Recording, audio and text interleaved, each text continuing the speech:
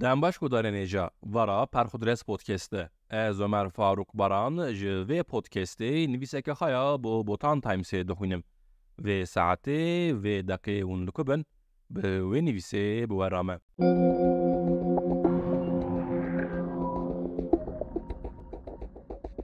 زواج زیاگ کالب و سوسیولوژی کا سینسوش.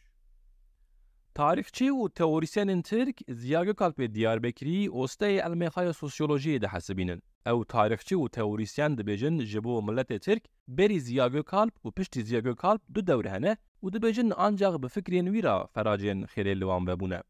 رهبر جمهوریت ترکیه مصطفی کمال مثلا فراجه کو ترک به پرسر بلندن معال انگوتیه نامو کمالیسیات دامن زیاگو کالب فکریات و گوتنا مصطفی کمال تنه بسری خرابرده که کو فکرین زیاگو کالب سیاست و سوسیولوژی آوی جبو ترکان چقاس مهمن.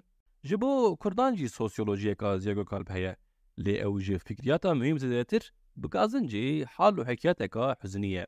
دی زانین کو آپکی زیا لوی زور گریه کو او بقیزاوی را بزوجه. حتی گوره هنک تاریخچیان زیای وان چغان خورد بویه نجبر تشتگیدن تنه جبر وی مسئله قرشین دقافه خدا تکاندیه.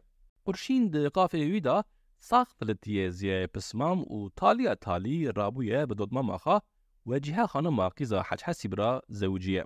طلبه این دیاربکری ین چند سالان پشتی وی زواجه کتنه درسین زیاگو کالب دستار گوتن کاوی را بحثا سوسیولوژی کا سینسوج دکن.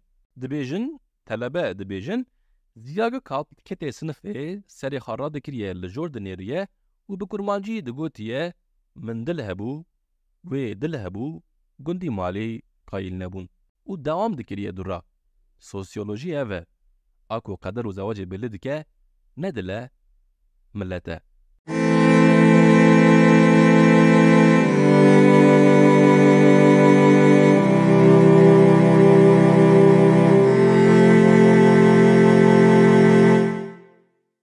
گودار نیجا اماتن داویا برنامه خا متناوی برنامه اون دکارن جبوتان تایمز نقطه کامی بکنن.